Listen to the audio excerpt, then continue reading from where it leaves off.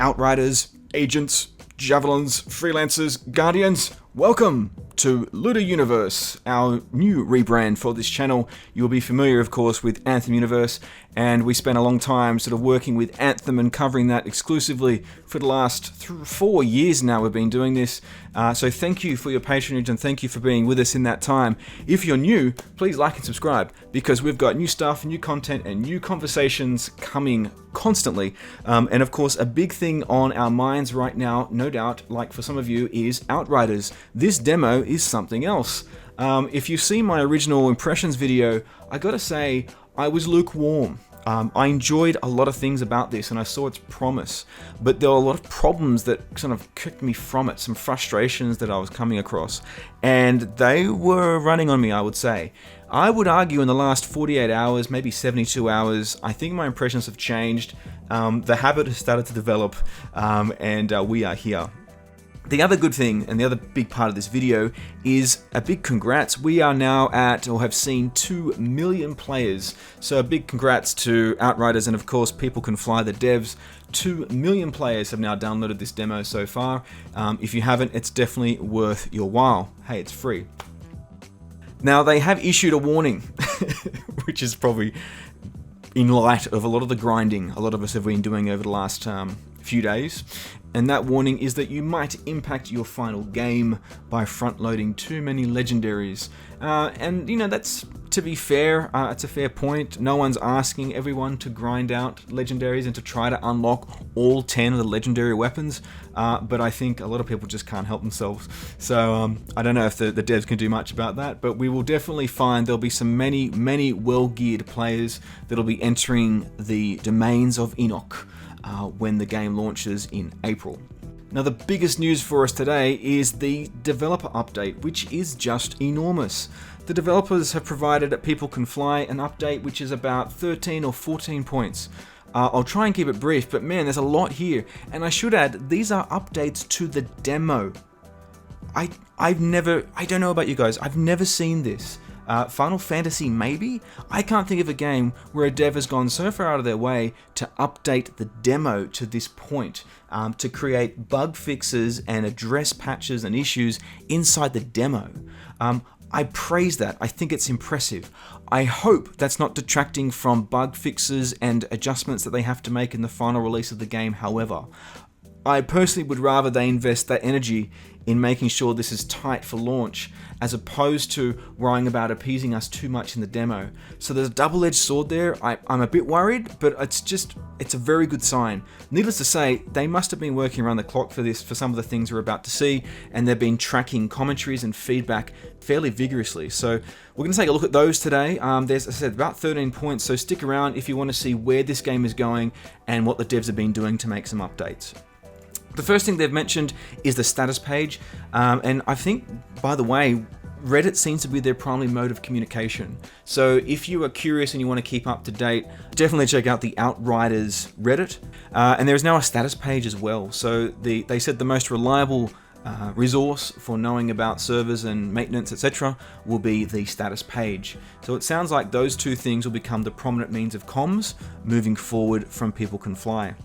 They did mention early connectivity issues of the demo are being addressed and have been addressed, although admittedly matchmaking for many of us remains quite elusive. I have had very lackluster success with matchmaking altogether. Now, to be fair, I am in the bottom arse of the world in Oceania, so that can affect us a little bit down here if not enough players are playing, but it could possibly be other things, because I know other people have had difficulties with matchmaking as well. They've improved the speed behind that, and your ability to access match-made games will improve and increase. So I think you'll have a better experience. Hopefully I will too. Time will tell over the next day. The next point they mentioned was hotfixes. They've actually promoted a whole bunch of local hotfixes that have been run while the game has been in play, and they've got a tracking and help thread that they've created on the Reddit, which could be very useful to some of you if you want to keep up to date with known issues or things that you need to be familiar with.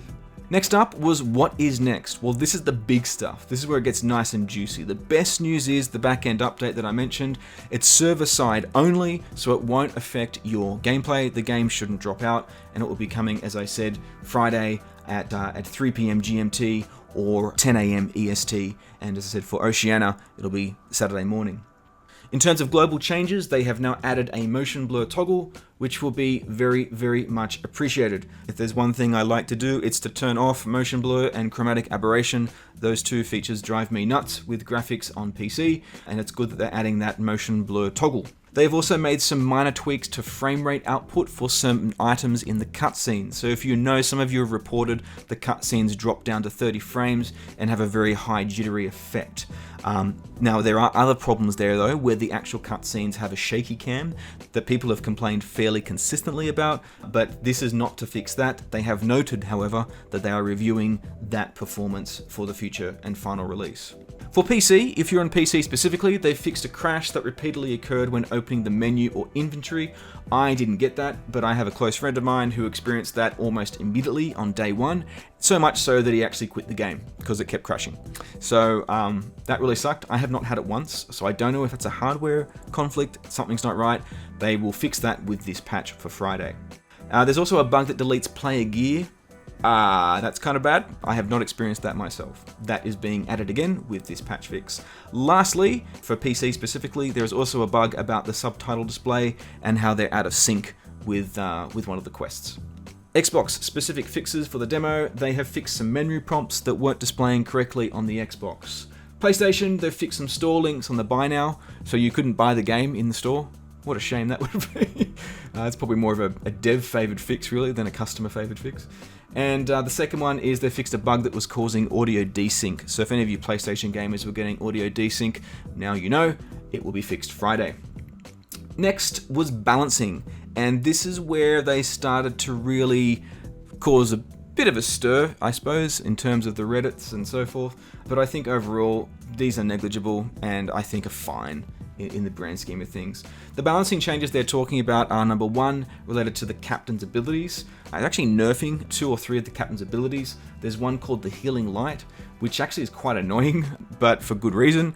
It essentially is when the captain is able to enable a healing buff for all of the enemies nearby, and that's been causing players a bit of grief. I haven't had too much problems with that. I don't know why they really need to nerf it. It's been a good challenge, in my opinion. So personally, I'm not sure why it needs to be nerfed, but there you go. The captain's mob ability from the Ashes and Phoenix Aura will have their cooldowns increased. So again, the general theme is that people have said that captains have been difficult to beat and players are getting a bit frustrated with it. Nice to have, I think. At least it makes the game more accessible, if anything, in terms of the demo.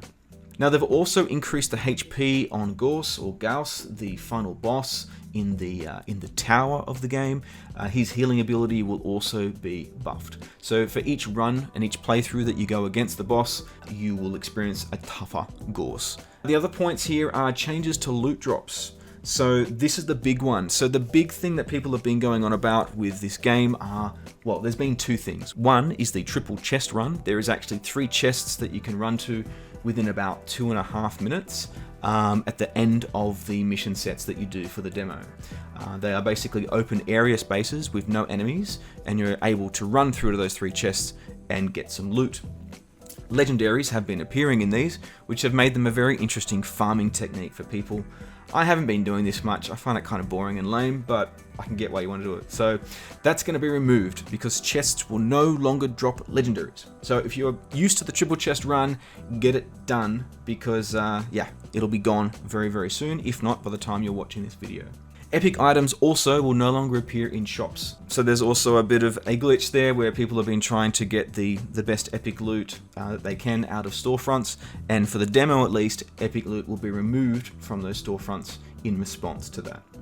Lastly, on a positive note, side quests will now have legendary weapons drop for you. So if you are wanting legendary gear and you were kind of grinding the captain, which some of us have been doing, or you were doing the 3 chest run, then in this case, you don't need to anymore. You can actually enjoy the game, play some side quests, and also earn those legendaries while you're doing it. That said, that doesn't mean the drop rates are any better. In fact, the devs have said quite specifically, drop rates will remain as is, which I think is a good thing. It's a demo. I don't think we want to be having extremely easy loot dropping for us in the demo.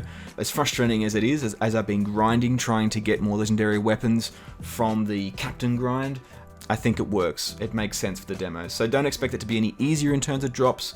Keep playing, keep grinding if you are curious in getting some of these weapons. That said, a lot of people have sort of said, well, why bother? Because it's, you're going to deconstruct those weapons in the final game. Well, not initially, not early. Early on in the game, you'll be very well equipped, and I suspect there's going to be a lot of players that are going to be very, very well geared as they walk into the first few world tiers of this game. Remember that the demo is capped at world tier 5. So yeah, certainly there is sensible claim to say that there may not be much use in keeping all that gear, but to a certain extent, at least in early game, you will be very, very well equipped if you're gearing yourself up throughout the demo.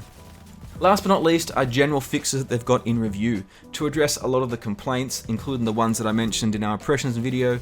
Camera shake is being scaled back and they're looking at it, so hopefully that will be fixed. The cover system is being reviewed. Certain terrain and environmental objects, I think, are the cause for this. So I've noticed it just happens on certain environmental areas. So maybe it's hitbox related, maybe it's environment related, but they just need to address certain areas of cover that need to be fixed. Because sometimes you will go to cover and you just cannot go to ground, and it really hurts if you're trying to obviously get through the missions. And lastly, they mentioned something about items disappearing, which I said they're looking at, and cheating. I think a number of players have been running some local scripts on PC in an attempt to cheat. Who are you people? Really? I mean, why? Why would you do this? But they are aware of it, they're tracking it, and they know who you are. I don't know what the results or outcome of that will be. Just to let you know, they are aware that people are doing that on PC.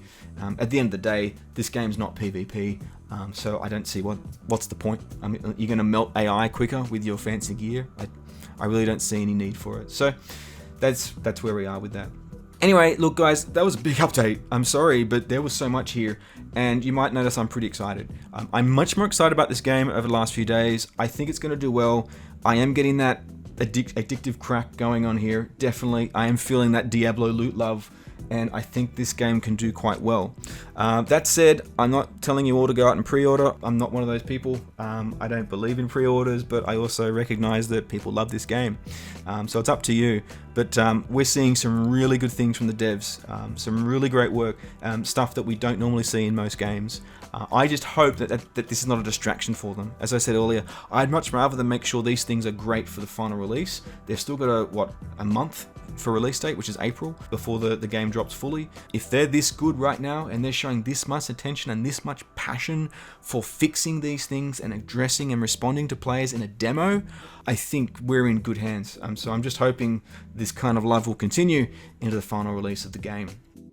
If you are curious about checking us, you can join us at Twitter. We're at Looter Universe. Of course, you can jump in the Discord, and you can join us by going to looteruniverse.com is the URL. Just go to that URL, and you'll get straight into the Discord. We have been much more alive over the last few days, jumping and talking about legendaries, loot, and gear. So please join us. We'll see you in there. And Javelins, Outriders, Guardians, Agents, we'll see you next out in Enoch.